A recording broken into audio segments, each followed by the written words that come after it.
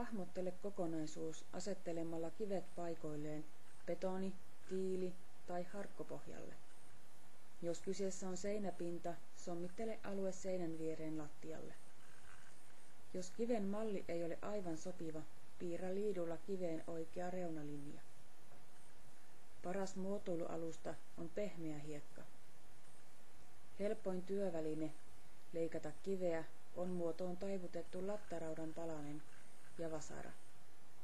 Myös kivi tai timanttilaikka sopii työstämiseen. Sauman leveys kannattaa tehdä mahdollisimman samanpaksuiseksi.